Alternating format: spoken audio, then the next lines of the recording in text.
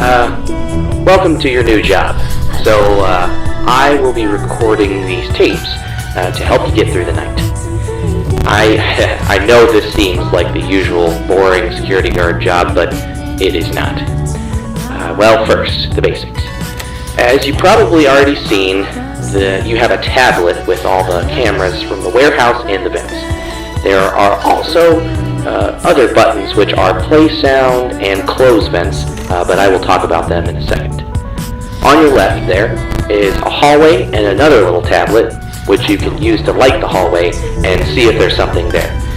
There's also an electric shock button which I will also talk about in just a second.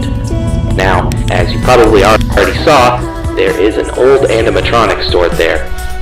This one is not supposed to be part of the tour, so that's why it's here. They don't really tell you why he's here, and when you ask, they say something along the lines of like, because he's too old, or because he doesn't represent John McAdams' work, which I think is a lie, but, well, what are you going to do? So, now there's a bit of a problem with these robots. I don't exactly know why it happens, but they tend to move at night. Again, when you ask for an explanation, they always tell you, oh, it's their system malfunctioning, don't worry about it. Again, I don't believe them. Mainly because of what happened in the old restaurant with the owner, and all the stories behind it.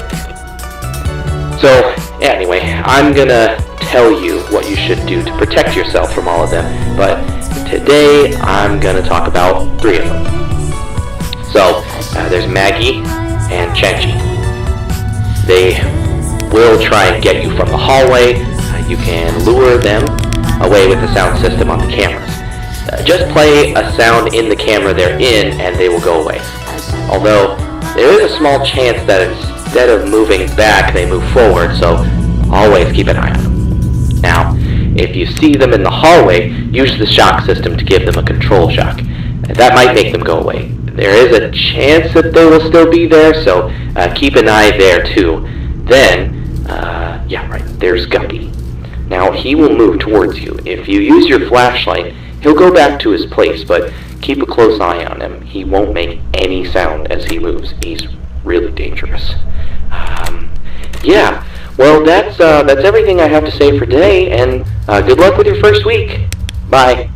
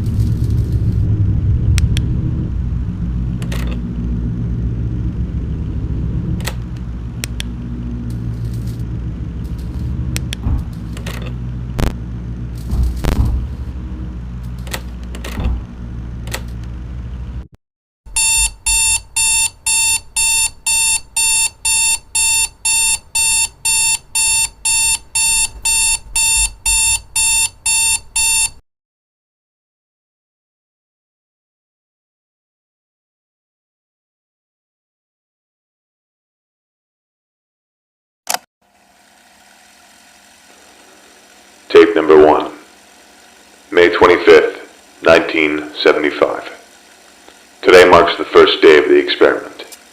My name is John McAdams, and I've decided to document my progress with this experiment on tape. I'm doing this project on my own, without the help of any third-party company or the government, as they would consider the practices that I intend to use on this experiment horrific, inhumane, or immoral. I don't believe that's the case. I believe that in science, there's no such thing as an immoral action.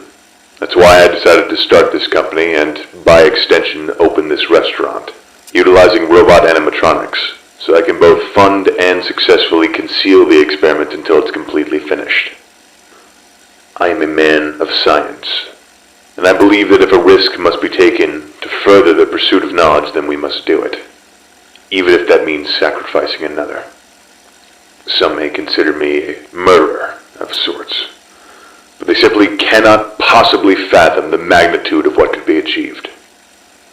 So to be clear, I do not take some sick joy from conducting these acts, these experiments. I'm not a bad person. I'll do anything to make this experiment work, and when it eventually does, those lives will count for more than they could have possibly achieved in life. My goal is the transfer of a human life into an artificial body, preserving memories, feelings, senses, to expand existence beyond the insignificant span of a human life. However, for a human life, a soul, if you will, to be transferred, the original body must be destroyed.